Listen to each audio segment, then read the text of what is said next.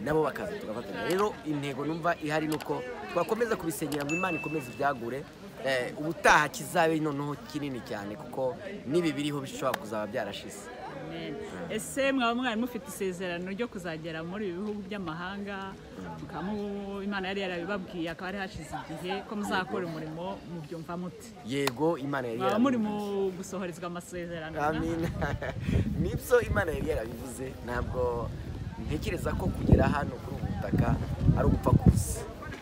Imana yari yarabivuze kandi no kuri ntabwo yabivuze gusa yasohoje n'ibyo yavuze.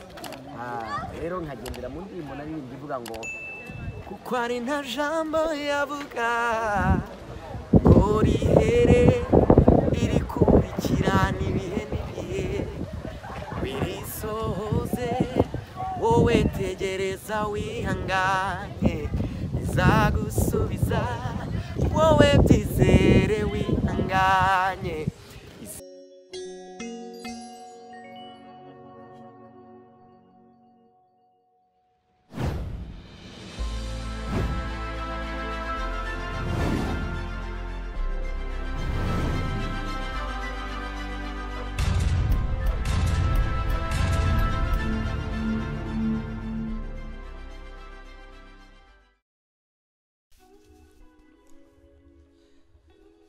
Shalom, twongeye kubaha ikaze kandi turabasuhuje abakunda gukurikira ibiganiro byacu binyura kuri Evangelizero Monde TV. Turabashimiye mwese yari abamaze gukora subscribe, Imana ibaha umugisha, kandi n'abatarayikora namwe ntimucikwe muyikore nyine kugira ngo tuzajye dukomeza tubane mu biganiro byacu tubategurira. Rero njyewe muri kumwe nitwa Harerimana Felix, tugiye gukorana urugendo rutoya aha duherereye ni Strasbourg, mu mujyi rwagati wa Strasbourg, akaba ariho hari icyicaro gikuru ku isi cya Droit de l'Homme. Ikindi kandi mubona hano muri Strasbourg niho hari Parlement Européenne cyangwa se inteko ishinga amategeko ya Europe. Iyo uvuze Europe uba uvuze ibihugu byinshi byibumbiye hamwe nyine bikora icyo bita Union Européenne. Rero ibikorwa byayo byinshi bikaba bibarizwa ahangaha. Hakaba hari n'insengero zitangaje za katedrale zubatswe hashize imyaka myinshi cyane, ndetse baheruka gufeta anniversaire y'imyaka 1000 urusengero cyangwa se katedrale bita Notre Dame de Strasbourg imaze yubatswe. Rero mu by'ukuri urumva hari ibikorwa byinshi nyine ntabura gusangiza abakunzi ba Evangelizero Monde kugira ngo mujye munamenya aho dukorera ahariho. Rero dukorera hano nyine Strasbourg muri uyu mujyi, ariko kandi tugakorera ni Kigali mu Rwanda. Rero ndabasuhuje cyane, mwambwira ngo mbazaniye iki? Ntabwo intego nyamukuru ari ukubagezaho imiterere y'umujyi wa Strasbourg dukoreramo, ahubwo twazinduwe no kubamenyesha ko hari igikorwa navuga ko ari igikorwa gikunda kuba ngarukamwaka cy'abantu bibumbiye hamwe, cyane cyane bagizwe n'Abanyarwanda ndetse n'Abarundi n'abandi banyamahanga, bibumbira hamwe baturutse mu bihugu bya Europe bitandukanye, bakora itsinda ryo gusenga, basengera Europe, basengera ububyutse, basengera ibihugu turimo, basengera n'ibihugu twavuyemo. Rero rwose twagerageje kubegera kugira ngo tumenye iryo tsinda. Rero bahagurukijwe n'ikintu bita retraite de prière. Ni conference ikunda kuba ngarukamwaka, imaze imyaka 2 imaze kuba inshuro 2, igiye kugaruka n'ubundi ku nshuro ya 3.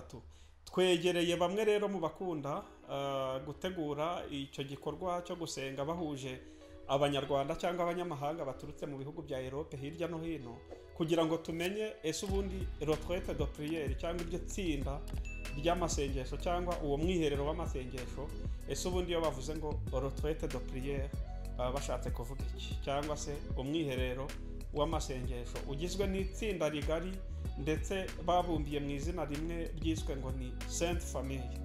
Akaba ari umuryango rero w'abana b'Imana ukundana, kandi ko kurebye ibikorwa byabo wumva umuntu wese nyine yakagombye kubibamo.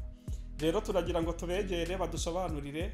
Reka duhe ikaze mwene data, umwe mu Banyarwanda twahuriye muri uyu mujyi wa Strasbourg, ukunda gutegura ibyo bikorwa bikunda kugaruka buri mwaka, adusobanurire ubundi retraite de prière ni iki. Shalom bene data. Imana ishimwe ku bwawe, Imana ishimwe ku bwacu twese. Uyu munsi turanezerewe cyane, twongeye kubaha ikaze mu mwanya mwiza wo gusenga Imana, ndetse dusengera ubuzima bwacu bwite, bwaba ari ubuzima bw'umwuka, bwaba ari ubuzima bw'imibereho tubayemo. Turongeye kubaha ikaze kandi muri retraite de prière ibera hano Strasbourg. Umuntu ashobora kwibaza ngo ese ni iki, kubera iki? Murabizi nk'uko ijambo ry'Imana bitubwira, iyo dusomye neza ijambo ry'Imana mu rwandiko rwanditswe na Yakobo ibice 5:19, haratubwira gusenga, kugira umwete wo gusenga, ndetse no kubabarirana cyangwa se kwaturirana ibyaha, kubera yuko bashobora bavuga ngo amasengesho y'umukiranutsi agira umumaro iyo asenganye umwete. Ni muri urwo rwego rero retraite de prière ushobora kumbaza ngo ni iki? Ni igikorwa cyo gusenga duhuriraho twebwe abantu bari hano muri Europe, ubwo ni spesialoma yacu hano muri Europe.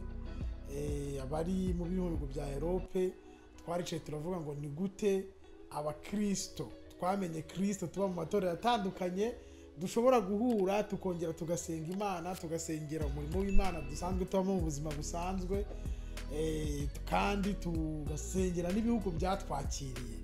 Bisobanura ko ni groupe de prière, ni groupe yishyize hamwe abantu basenga, kandi duhora dukora icyo gikorwa kikaba ngaruka mwaka, ntago ari ministeri, nta nubwo ari idini. Rero uyu ni cyo gikorwa turimo, nicyo wajemo, nicyo nanjye najemo. Imana rero duhana umugisha. Ni muri urwo rwego murabizi ko twagiye ubu n'inshuro igira 3, nk'uko yenda mubizi turimo tugikora. Ubwo rero nkaba rwose muhawe ikaze muri mwese. Twakomeje rero nyuma yo kuganira tugerageza kugenda tubabaza amateka yabo, batangiye bate, babasha kudusobanurira ko iki gikorwa cyo gusenga nyine cyatangijwe n'itsinda ry'abantu bagera muri 13 baturuka mu bihugu cyane cyane harimo igihugu cy'Ubufaransa mu mijyi itandukanye, mu Bubiligi, muri Finland, muri Norvège n'Ubudage, mbese ibihugu nyine biri muri zone bigenda kumera nk'ibiri muri zone imwe. Babasha rero kudusangiza nyine amateka ukuntu batangiye iryo tsinda, bafite igitekerezo cyo guhuriza hamwe abantu bemera ubumwe bwo gusenga, badaheza ndetse batarobanura amadini, kugira ngo bajye babasha guhura basenge, bereke Imana ibyifuzo byabo, ariko kandi basengere n'ibi bihugu turimo, basengere n'ibihugu byacu, basengere n'ububyutse, kugira ngo ibi bihugu turimo bya Europe nabyo bibashe kugira ububyutse nk'uko biri mu masezerano y'Imana. Kugeza ubu rero nyine batubwira ko baba bakoze ibiterane 2 nk'uko nabibabwiye. Rero mu by'ukuri tugiye gukomeza nyine tunarebera hamwe uburyo ibyo biterane byari byitabiriwe, ndetse kandi tunumva ubuhamya bwa bamwe na bamwe mu bari babirimo bagenda baduhamiririza imirimo y'Imana bakomeje kubonera muri uwo mwiherero w'amasengesho. Uyu mwiherero w'amasengesho witabirwa nyine n'umuntu wese wakiriye Yesu nk'umwami n'umukiza we, kandi uburyo babikora baba bakodesheje sale ahantu hanini babasha kwakirira abantu. Rero mu by'ukuri navuga ngo ni igikorwa cyiza, kandi rwose twababwira ngo courage, mukomere ku murimo w'Imana, kandi Evangeliser le monde natwe turahari kugira ngo dukomeze tubakompanye, ndetse no mu mwiherero ugiye kuza Evangeliser le monde izaba ihabaye kugira ngo nyine ikomeze ibagezeho ijambo ry'Imana, indirimbo n'ubuhamya butandukanye bwo guhembura imitima y'abakunzi bacu ba Evangeliser le monde.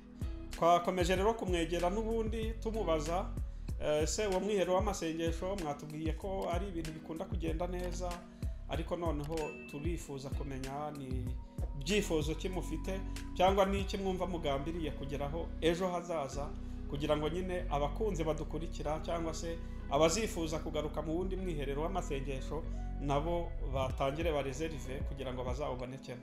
Rero n'ubundi reka tungere tumuhe umwanya yongera tubwire ikiri ku mutima nk'icyifuzo bafite, ubundi natwe turahabaye nka Evangelizero Monde. Murakoze cyane. Shalom shalom. Muri iki gikorwa rero hari ibintu twifuza by'ingenzi kandi ari nibyo twagezeho, turashimira Imana. Dufitemo icyifuzo, dufite intumbero. Ni ukuvuga ngo intumbero yacu nyamukuru ni uko aya masengesho njyewe nawe dukora yatubera isoko tuvomamo, bityo ihindura ubuzima ndetse n'ubugingo bwacu bukaba buzima, bikazana impinduka kuri buri muntu wese uyazamo. Icyo ni kimwe mu buryo bw'umwuka twumva byatumarira. Ikindi turifuza yuko nibura aya masengesho tuyakora iminsi 3, byava ku minsi 3 bikagenda bikagera nibura nko ku cyumweru, aho dushobora kwicara tukamara iminsi 7 imbere y'Imana twiga ijambo ry'Imana, duhugurana ibintu kuri sije zigiye zitandukanye. Ibyo nibyo twifuza kugeraho.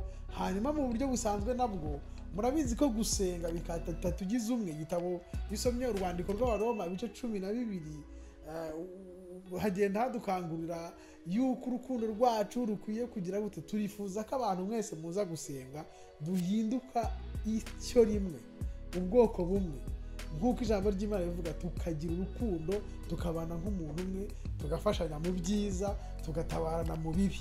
Nicyo twifuza kugera kuri urwo rugero, kugira ngo ubwo Kristo azasange turi ku rugero rukwiriye, yaba ari mu buryo bw'umubiri no mu buryo bw'umwuka. Muhawe ikaze rero, Imana ibaha umugisha, kandi turashima Imana ko ariyo watangiye umurimo mwiza, ni nayo izawusohoza, kandi imirimo yose abera mukora muzayigororerwa mu izina rya Yesu. Njyewe nawe ndetse n'abandi bose dukeneye kugabura ubugingo bw'umwuka, tutanibagiwe bene data n'umurimo w'Imana dukora. Shalom shalom. Murimo muganira n'umwe mu bakurikirana ibibera ku mugabane w'Iburayi, cyane cyane mu iyobokamana, mu kinyamakuru twise Evangelizero Monde. Rero twagiraga ngo tukubaze gatoya, wenda ubanze wibwire abagukurikiye, utubwire naho waturutse. Nitwa Jean Pierre Ndayisenga, naturutse na Mire muri Belgique, naho nkorera umurimo w'Imana muri ADPR. Yego, Imana ishimwe cyane. Mwatubereye umugisha, muraririmba neza, mufite ekipe yanyu iri bye organize, urema yadukoze ku mutima. Rero nk'umwe mu baje ugize bamwe mu bayihagarariye bazanye nayo, twagira ngo tukubaze ese iki giterane wakibonye ute uyu munsi, cyane cyane wa samedi urangiye, kuko ntibiranarangira, tugiye gukomeza.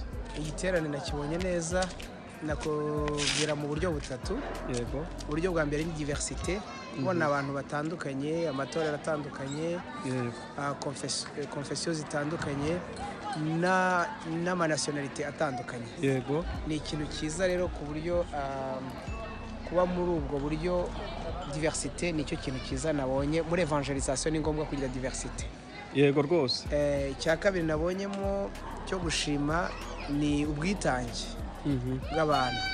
Ubwo bwitange rero nabubonye mu mpande zose, mu bikorwa no ari ibikorwa bisanzwe, ari ibikorwa byo ku murimo. Icyo ni icya kabiri. Icya gatatu nabonye rero, nabonye organisation, ko abantu bashobora kugira gahunda, bakagira ibikorwa byinshi, ariko bakiorganiza nabi. Yego. Iyo rero ufite organisation nziza, ubuzi kuzabutisa ku kintu. Yego. Nakibonye rero mu buryo bwiza bushobora gukora ivugabutumwa rizaramba. Yego. Nibyo twifuza, kandi ni nabo murimo nabo bakaza tugafatanya. Rero intego numva ihari nuko twakomeza kubisengera ngo Imana ikomeze ibyagure, ubutaha kizabe noneho kinini cyane, kuko nibi biriho bishobora kuzaba byarashize. Ese mwaba mwari mufite isezerano ryo kuzagera muri ibi bihugu by'amahanga, Imana yari yarabibabwiye, akaba ari hashize igihe ko muzakora umurimo, mubyumva mute? Yego, Imana yari mwaba muri mu gusohorezwa amasezerano. Amen. Nibyo Imana yari yarabivuze. Ntabwo ntekereza ko kugera hano kuri ubu butaka ari ugupfa kusa. Imana yari yarabivuze, kandi no kuri ntabwo yabivuze gusa, yasohoje n'ibyo yavuze. Rero nkagendera mu ndirimbo naririmbye ivuga ngo kuko ari nta jambo yavuga ngo rihere, irikurikirana ibihe n'ibihe birisohoze, wowe tegereza wihanganye, izagusubiza wowe byizere wihanganye